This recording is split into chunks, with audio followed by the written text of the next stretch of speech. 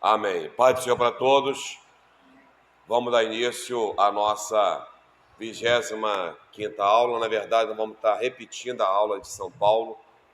Infelizmente, na hora da gravação da aula, a pessoa que estava lá na mídia apertou um botãozinho do microfone e me deixou mudo. Aí a aula todinha gravada não saiu. Quem assistiu presencialmente não precisa assistir essa aula, né? Quem assistiu online também, na hora, não precisa assistir essa aula, a não ser que queira recapitular. Então nós vamos dar início. Senhor Deus, nós queremos agradecer por estar na Tua presença, Senhor, nesta manhã maravilhosa, dando seguimento à Efladifam na 25ª aula. Tome Tuas mãos, nos abençoe, em nome de Jesus. Muito bem, queridos, nós estamos estudando a educação cristã e hoje nós vamos falar sobre as funções do professor e vamos também pegar algumas idades da igreja acerca de algumas didáticas, algumas técnicas de ensino para crianças, pré-adolescente, né, adolescentes, jovens, até a melhor idade. Vamos lá. Segundo Gilbert, além de ensinar, o professor tem que estabelecer uma ponte entre a escola e o mundo. Hagg estava se referindo ao professor de escola secular, página 146. Ao professor de escola secular. O professor da IBD, além dessas duas funções, deve ter ainda estabelecer uma ponte entre o aluno de qualquer idade e o reino de Deus. O aluno tem a tendência de ver sempre no professor um exemplo a seguir. Por isso é grande a sua responsabilidade. Segundo o pastor Lécio Dornas, ser professor da IBD não é apenas uma profissão, mas uma vocação, um serviço prestado ao Rei dos Reis, uma oferenda, um gesto de adoração. Preciso do relógio. Então nós que aqui estamos para ministrar para o professor, alguém me dá um relógio? Nós necessitamos de entender que para ser professor tem que ter vocação também, gostar, amar do que faz. Uma pessoa, ela não pode simplesmente falar que quer ser professor por causa do dinheiro, porque vai ganhar dinheiro. Ele tem que amar o que faz. Ele tem que gostar do que faz. É tanto que existem professores que eu já vi casos em escola secular do professor estar sem o salário e ele está lá dando aula, né? Então nós temos que entender isso, uma vocação, tem que ter um amor, principalmente na escola bíblica, entender quem é que ele está ensinando. Ele está ensinando pessoas que vão liderar ou líderes, está ensinando muitas vezes pastores também, futuros pastores, futuros missionários. Então o professor ele tem que ser um exemplo, ele tem que ser uma pessoa que possa passar o conhecimento ao ponto das pessoas elas aprender e colocar em prática. Aqui não se aprende simplesmente só para fazer prova. Aqui não funciona isso. Aqui a prova nossa é a nossa prática, é o dia a dia, é a nossa comunhão. Essa provinha que a gente faz aqui é só mesmo para a questão de um currículo, mais nada.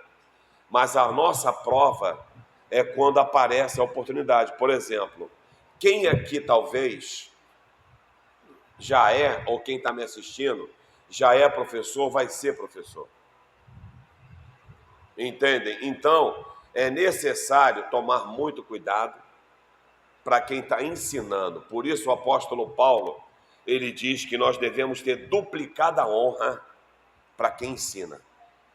Porque a pessoa que está ensinando na escola bíblica, ele está moldando o nosso caráter, ele está tratando a nossa personalidade, ele está trazendo para nós uma construção espiritual e cristã, sejam crianças ou sejam idosos.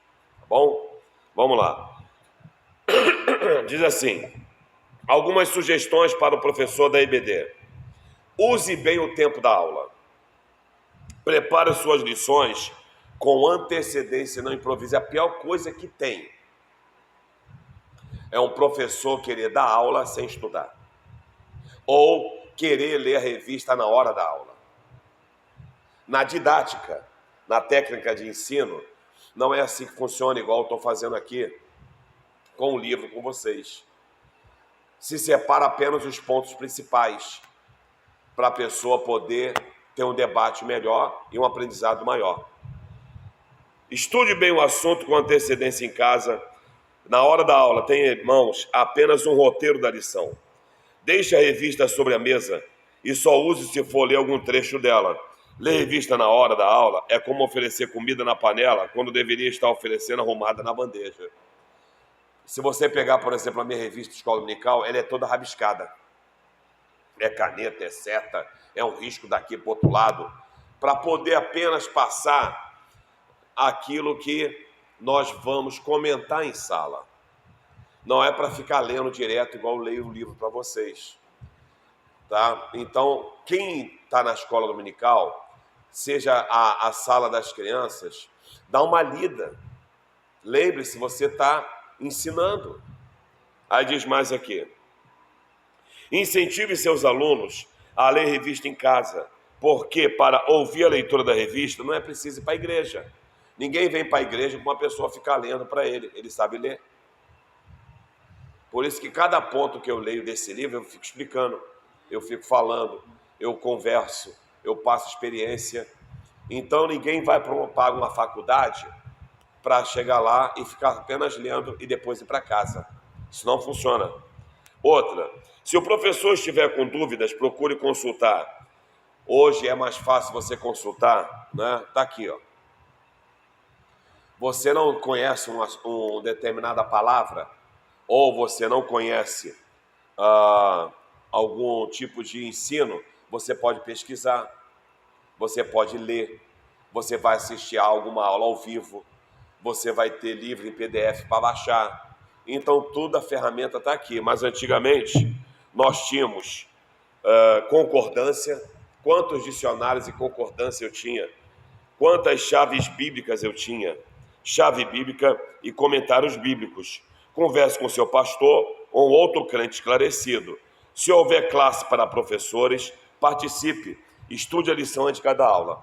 Ainda existem igrejas que têm a classe dos professores antes da escola dominical. Né? A última igreja que eu soube que tinha uma classe dessa é aqui mesmo na Rua Ana, lá em cima. Então aqui nós já tivemos classe de professores. É 40 minutos, meia hora antes da aula, a gente senta e conversa com os professores, os superintendentes, se tem alguma dúvida, alguma pendência da aula, da matéria, inclusive de crianças e de pré-adolescentes e jovens. Porque o bom superintendente, ele sabe de todos os assuntos que tem na sua escola dominical, entendeu? Aí diz mais aqui: calcule o tempo que irá usar em cada parte do estudo, procure obedecer esse planejamento. Por que eu peço o telefone para ter o relógio aqui, né? O relógio, para você calcular o tempo de aula.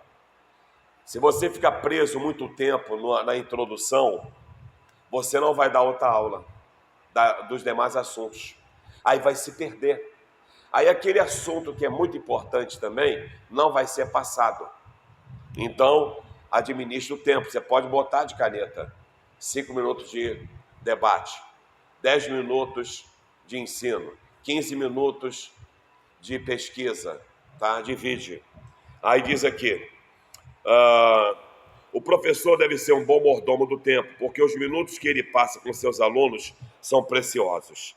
Depois que acabam, não podem ser mais recuperados. Tá bom? É igual a aula que eu dei em São Paulo. Aquela aula que eu dei em São Paulo e não conseguiu botar o áudio, não é a mesma aula de hoje. Entendeu? Quem assistiu a aula de lá, tá, e está assistindo a de hoje, está tendo uma aula dobrada de reforço, muito melhor.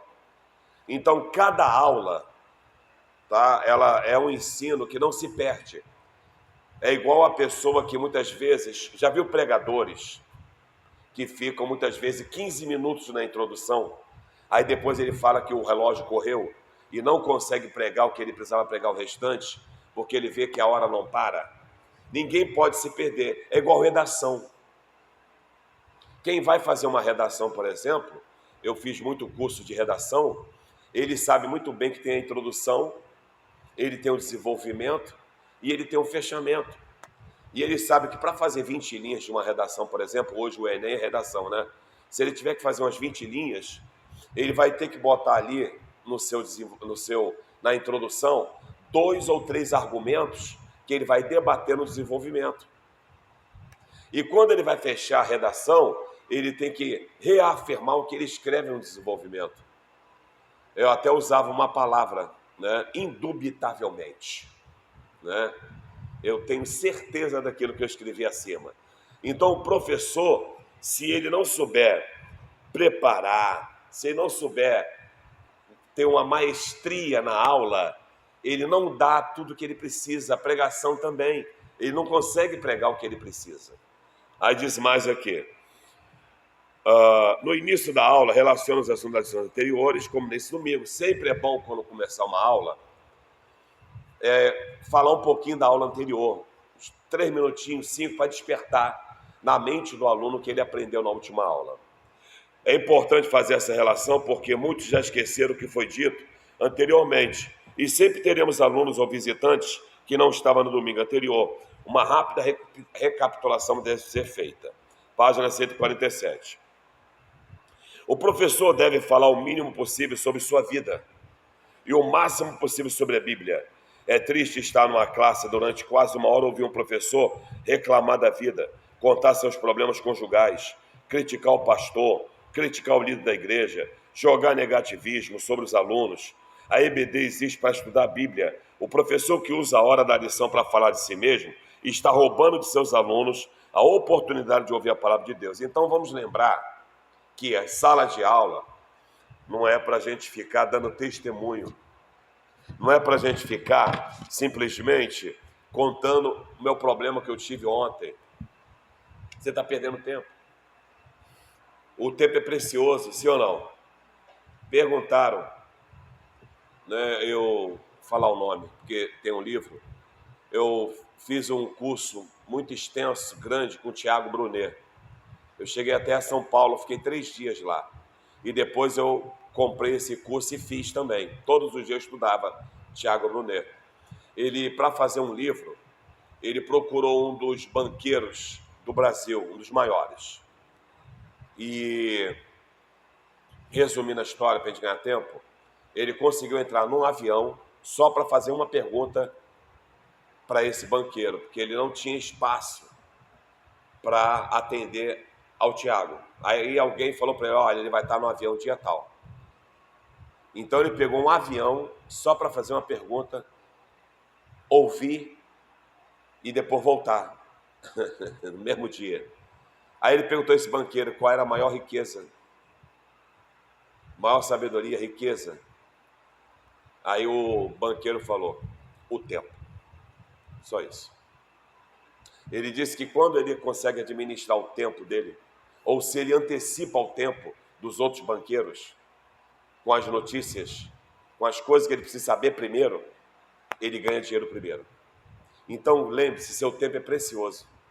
Não perca tempo em sala de aula, não perca tempo com conversa fiada, não perca tempo com nada. Eu estava essa semana ouvindo uma irmã da nossa igreja, que é juíza.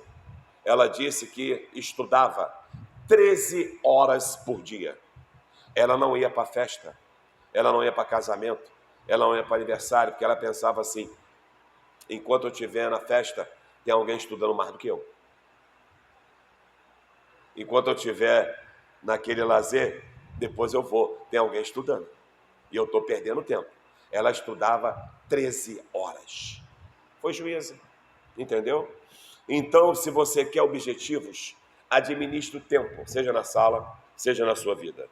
Continua aqui. Faça aplicações das verdades bíblicas à vida dos alunos. De nada valeria estudarmos a Bíblia se não pudéssemos aplicar tudo o que ela diz às nossas vidas. Lido o texto bíblico, feita a explicação, procure fazer aplicações práticas. Jesus sempre aplicava seus ensinamentos à vida do dia a dia. Desde que os alunos participem desse momento, lance perguntas ao grupo e oriente as respostas. Foi igual eu fiz aqui agora, né? Eu trouxe para vocês aqui algo da vida, para você entender o tempo. Então a aula tem que ser bem dinâmica, para a pessoa não se sentir cansada. Já tem gente que muitas vezes vem para a aula com sono, dormiu pouco, não dormiu bem. Então você tem que ser bem dinâmico na sua aula. Outra, ao final da aula, recapitule os pontos principais. Dê destaque aos pontos importantes da lição. Pergunte se alguém quer dar esse destaque. Controle os falantes para que os outros tenham oportunidade. Sempre vai ter numa sala alguém que fala demais e acaba tomando tempo. Toda hora levanta a mão. Entendeu? Então, muito cuidado para essa pessoa que fala demais não tomar o tempo da aula e você não conseguir ter sucesso. Só resta repetir o texto bíblico. Temos diferentes dons, conforme a graça que nos foi dada. Se ensinar, use-o no ensino. O que se espera do professor? Vamos ver? Primeiro, que conheça o conteúdo que vai ensinar. Você conhece o que vai ensinar? Por exemplo, você conhece Apocalipse? Você conhece hermenêutica? Você tem que conhecer.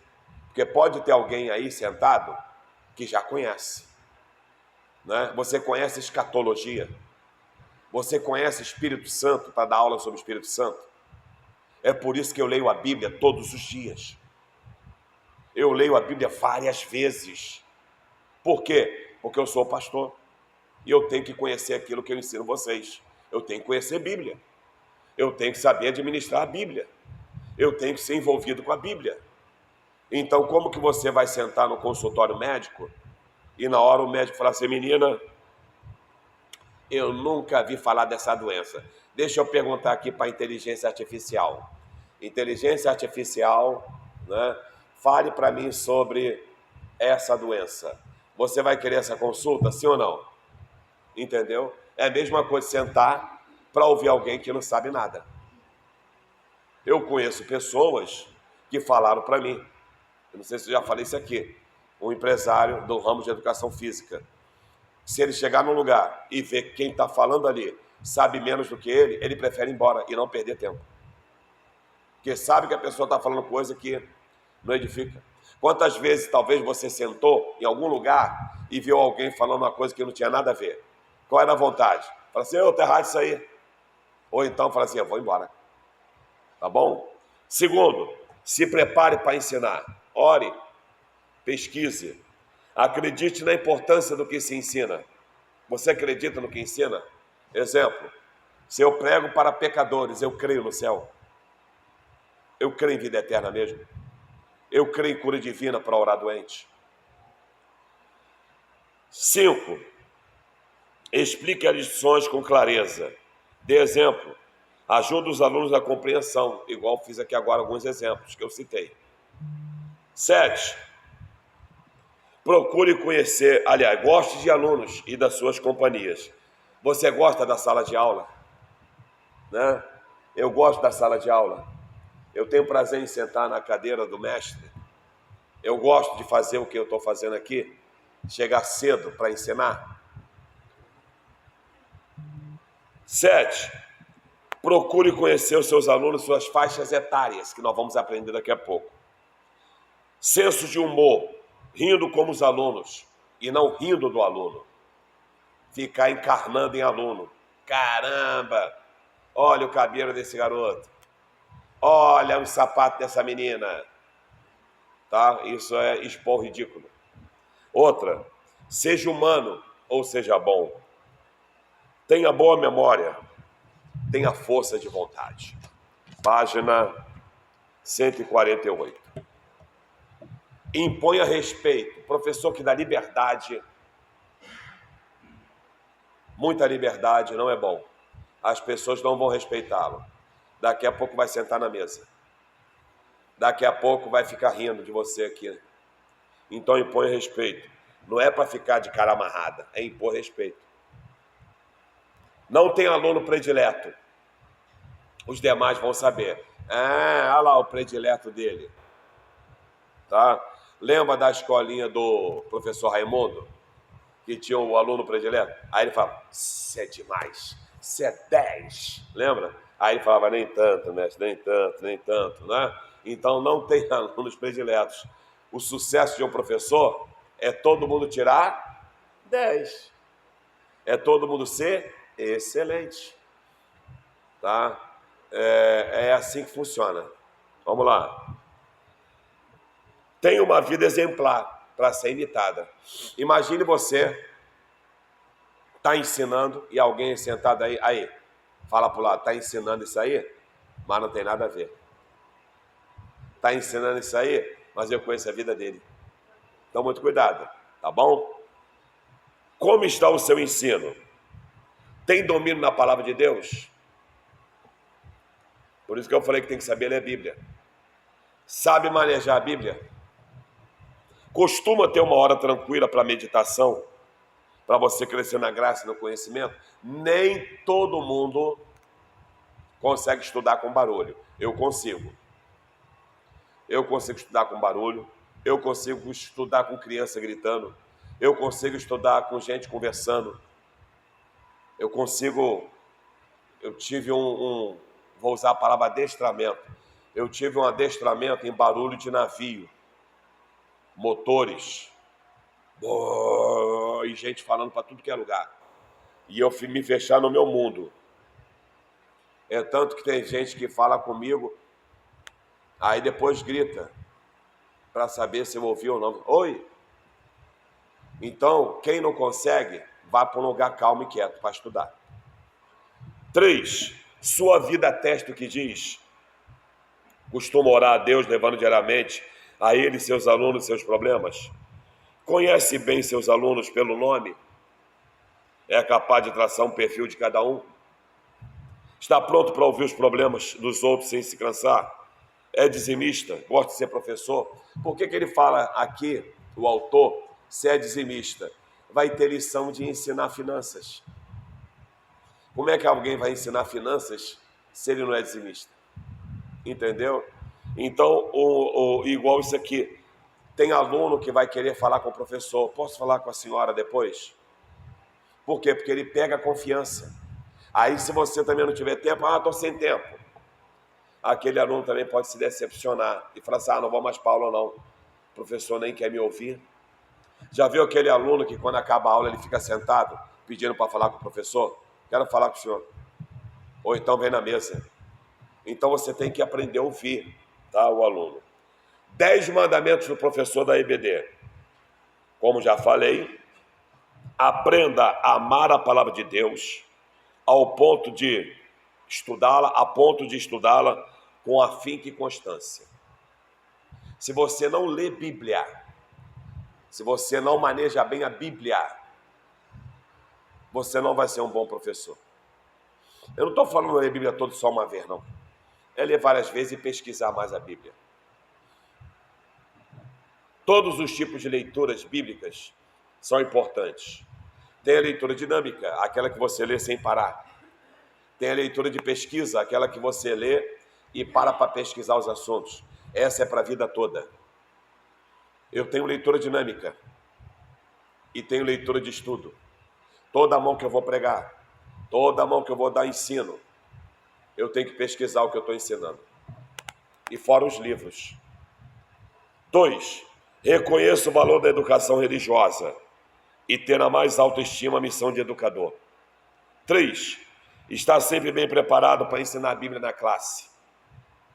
4. Estar sempre em dia com novos métodos de ensino e procurar renová-los.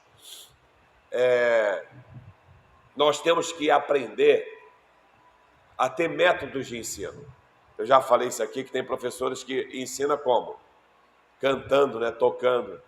Existem professores que têm muitos métodos. Alguns usam o telão, outros usam o quadro branco, alguns usam pergunta. Ele já entra na sala fazendo perguntas. Ao invés dele falar, os próprios alunos vão dar aula, respondendo para o professor as suas perguntas. Fulano, o que você acha? Já é uma aula, tá bom? Outro método que está aqui, 10 mandamentos, melhor. Dar instrução sem se esquecer da educação. Transmitir conhecimento, formando caráter. Amar o aluno como seu próprio filho. Será que a gente chega nesse nível? Não é? Aquele aluno que está ali, que muitas vezes está de cabeça baixa hoje. Aquele aluno que talvez entrou revoltado. Eu tenho um vídeo que roda. Depois vocês procuram botar esse vídeo. Um vídeo que roda de um menino que sempre chega atrasado na escola. É na Índia isso. Alguém já viu esse vídeo? E toda mão que ele chegava atrasado, o professor na Índia disciplinava ele. Disciplinava ele. Até que um dia esse professor resolveu averiguar esse aluno. Quando chegou lá, ele viu por que o aluno chegava atrasado.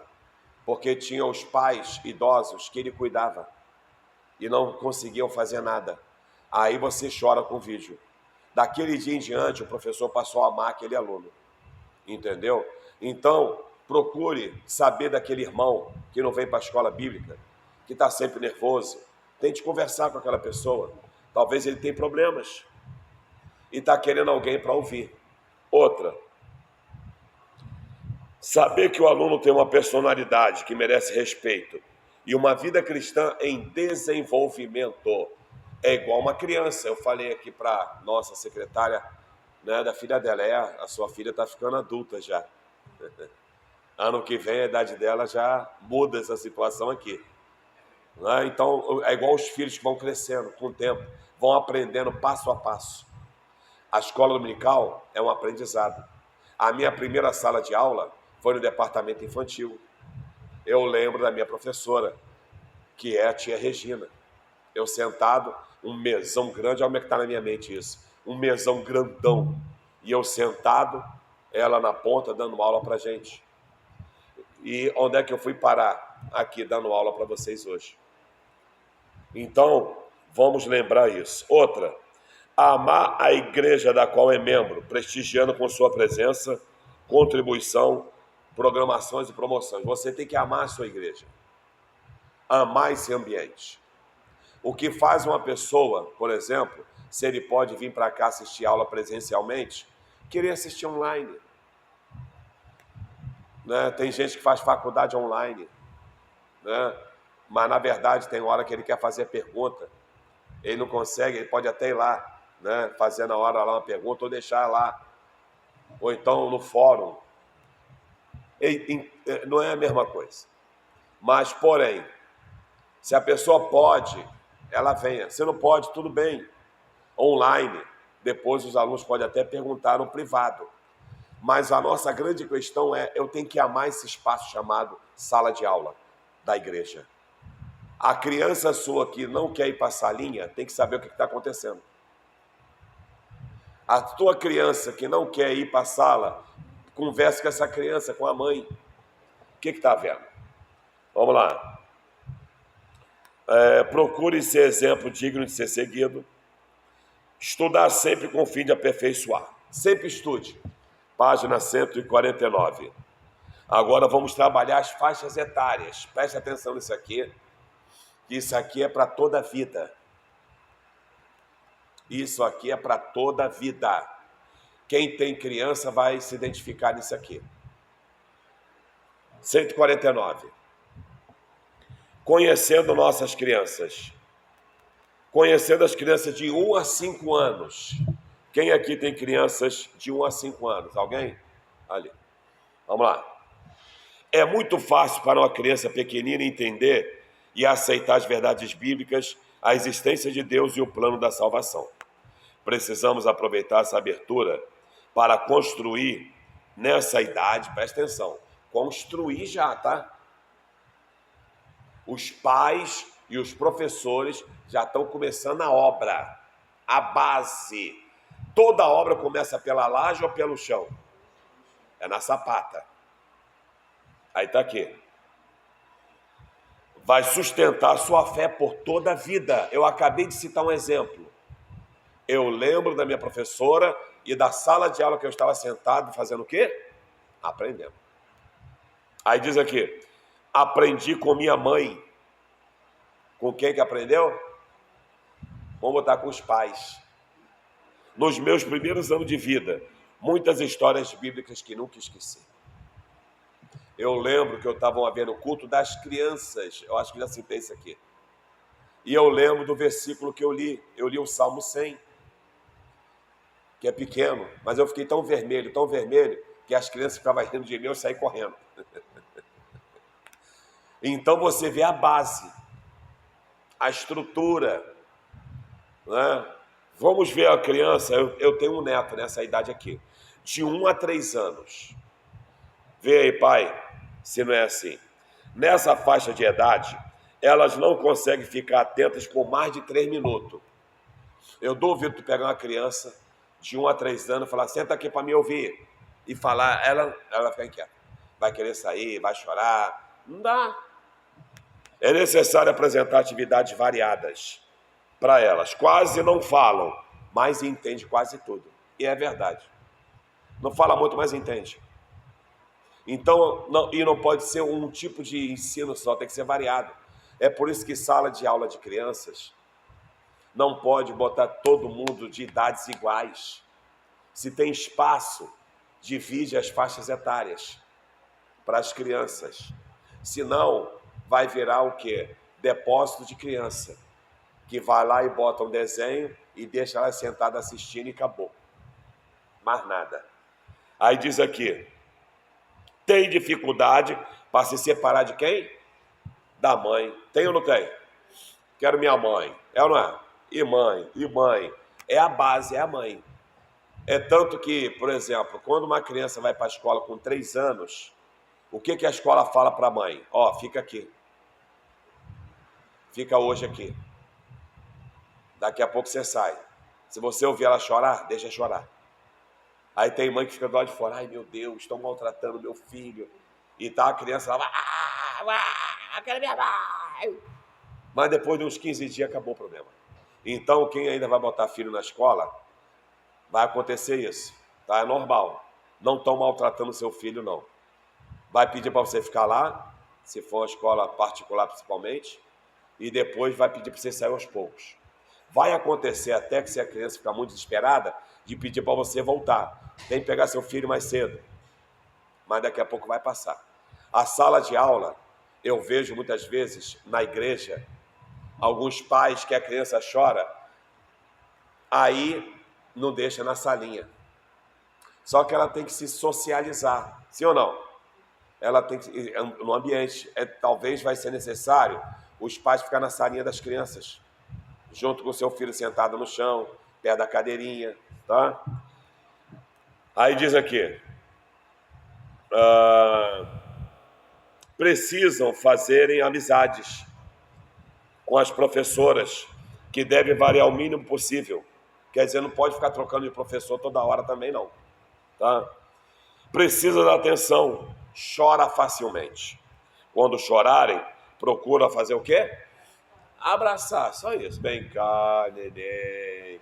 Vem cá, aí abraça, alisa, dá carinho, abraça. As crianças nessa idade precisam se sentir o quê?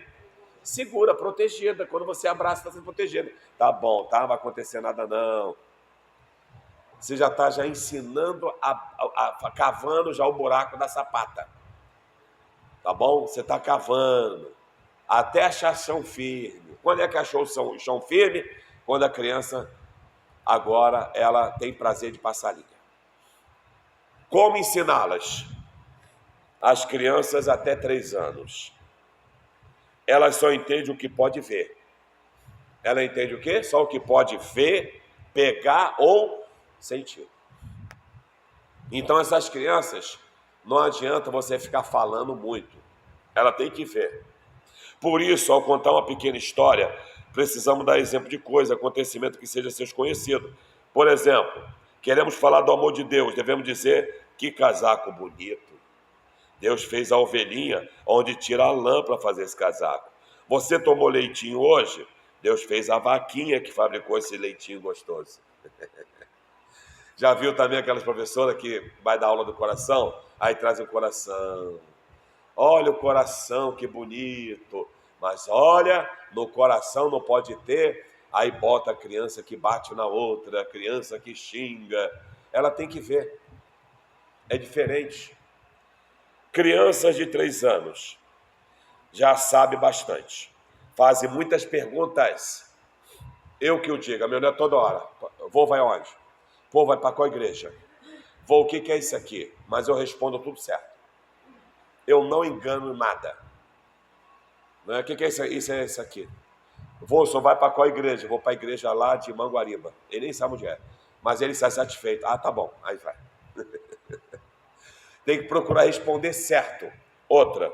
Diz aqui. Por exemplo, se queremos falar do amor de Deus... Aliás, já falei isso. Cadê? Aqui. Canta muito. Gostam de ouvir falar de Deus e de tudo que Ele criou. Gostam de cantar. Ela já aprende bem as letras mais simples. Já pode entender Jesus um grande amigo. E gostam de cantar, mas gostam de cantar com festa. Eu vou fazer culto doméstico, por exemplo, a gente bate na mesa, né? Davi falou, eu também posso falar, o Senhor é meu pastor, é festa. E gosta, e ri, e bate na mesa, e bate palma.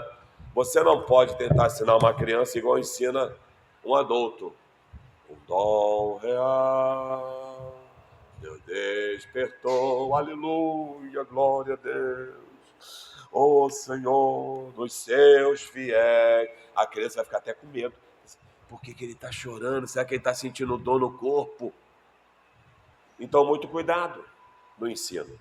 Vamos ver agora crianças de 4 a 5 anos. Já consegue prestar atenção a quantos minutos?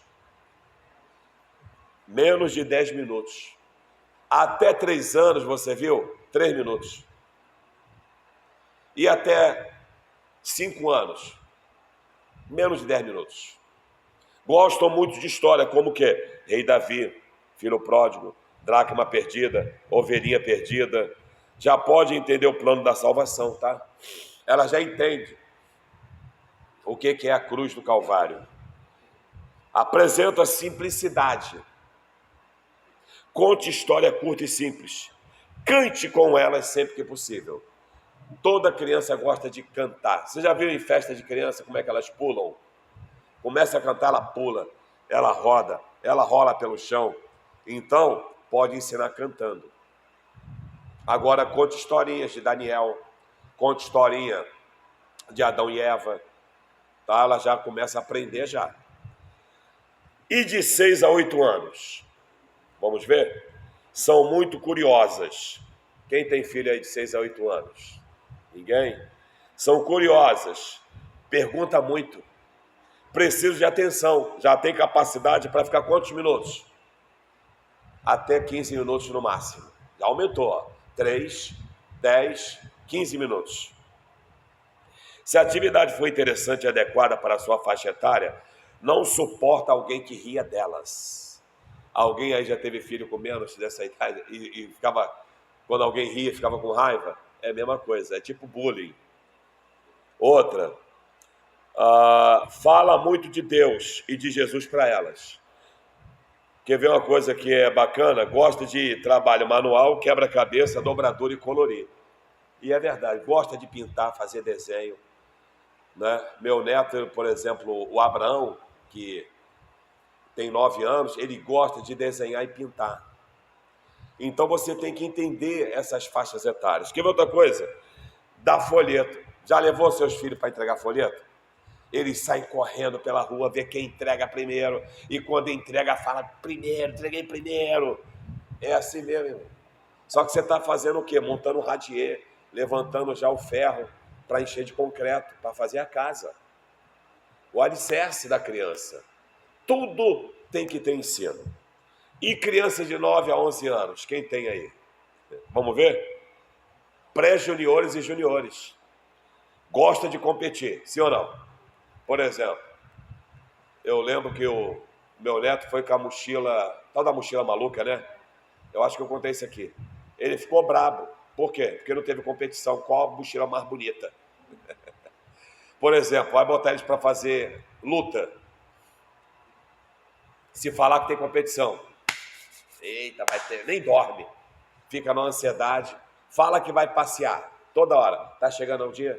Tá chegando o dia? É amanhã? É quando? Olha, toda hora. Aí diz aqui, são muito entusiasmados. Vai chover não, vai chover não. Ah, mas se chover a gente toma banho na chuva assim mesmo, nem ligo. Gosta de gincana, gosta de concurso, tem ótima memória. Guarda as coisas. Entende muito bem o significado de pecado já, tá? Não pode xingar palavrão. Não pode mostrar a língua para ninguém. Não é assim? Já sabe já. Promova, olha o que eles gostam. Vê se eu estou falando a verdade ou mentira. Passeio, retiro, visitar outra igreja. Ei, vai todo mundo na sprint! Aí tá lá, competições esportivas, nos quais eles possam exercitar a convivência no ambiente cristão. Por isso que eu falo assim, gente, vai para o passeio da igreja, para estar no ambiente cristão, vai ter brincadeira de crente. É o ambiente que ele está começando a levantar o tijolo, entendeu? Botando a massa mais forte. Aí diz mais aqui, conhecendo agora nossos adolescentes, página 151. Vamos ver quem tem adolescente aí, tá? Adolescente é assim. Ele é alegre, mas é triste na mesma hora. Se é alegre, daqui a pouco tá deprimido. Outra, gosta de todos, mas também não gosta de ninguém. Você tem que entender o mundo do adolescente. Eu não gosto do meu avô mais não. Amo meu avô.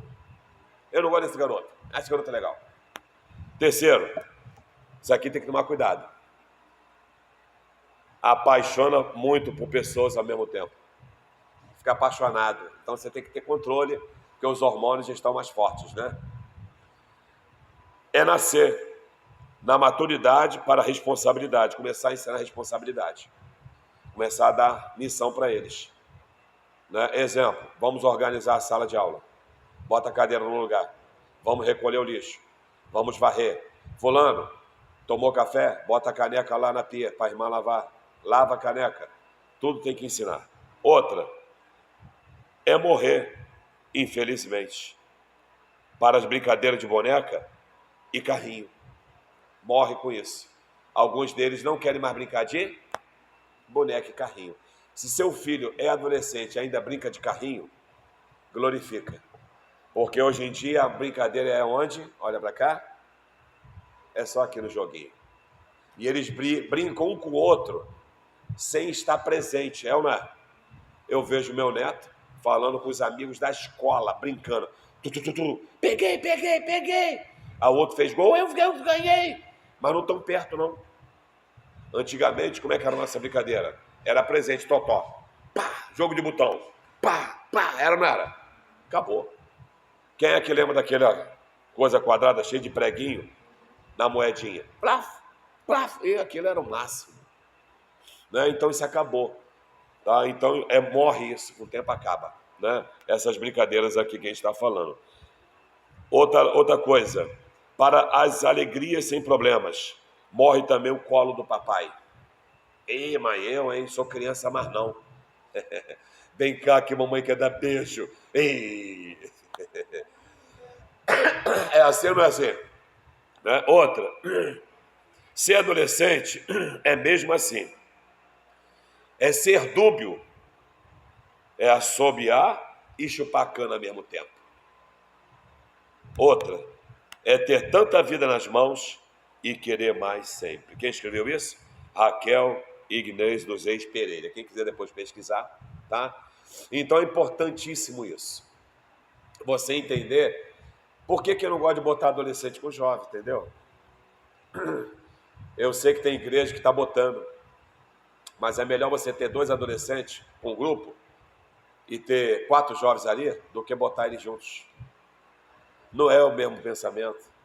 aqueles jovens ali vão querer amadurecer eles antes do tempo. Aqueles jovens ali não vão aceitar a conversa deles. Vão encarnar neles. E eles vão se sentir rejeitados, vão falar, o quê? Quero não. Você nem sabe por quê. É porque ele se sente rejeitado pelos jovens. É tanto que se você vê, por exemplo, eu estava vendo os jovens brincando, nem todos os jovens foram brincar. Eu estava vendo o status deles ontem. Nem todo mundo que joga balde de água na cabeça. Entendeu? Mas os mais adolescentes é uma festa. Ah, caraca, que maneiro! Tá? Então, é bom separar. Mesmo que só tenha 2 adolescentes. Um só não adianta. Tem que ter 2. E formar mais adolescentes. Sala de aula é a mesma coisa. Tem que ter a revista deles. Não é para usar a revista dos jovens e nem a do adulto. É importante a igreja que tem espaço conseguir ter o professor dos adolescentes e a revista dos adolescentes. Vamos lá. Como liderar agora adolescentes? Quem lidera adolescentes precisa estar consciente da instabilidade, como já foi dito, das incertezas, como já foi dito, e dos sonhos. Nunca deve rotulá-los de aborrecentes. Quem é que não vê isso toda hora? Culto dos aborrecentes. Você está rotulando e amaldiçoando. Como está na moda fazer, né? Esta é uma frase difícil para quem está vivendo. É preciso o quê para adolescente? Amor e compreensão. Só isso, é adolescente. Eu estava vendo, por exemplo, uma reportagem ontem, no jornal, uma escola criou um QR Code. Você vê, né, como é que a coisa muda.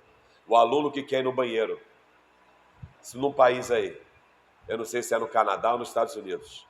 Aí ele vai lá e plof. A direção já tem controle de quanto tempo ele está ficando no banheiro. 5, 7 minutos ou mais. Com isso, foi criado que ele só tem direito a ir e voltar no banheiro 5 minutos. O grande dilema que os adolescentes falaram que 5 minutos é pouco. Então é isso que a gente está falando aqui. Nós temos que entender esse mundo deles. Tá?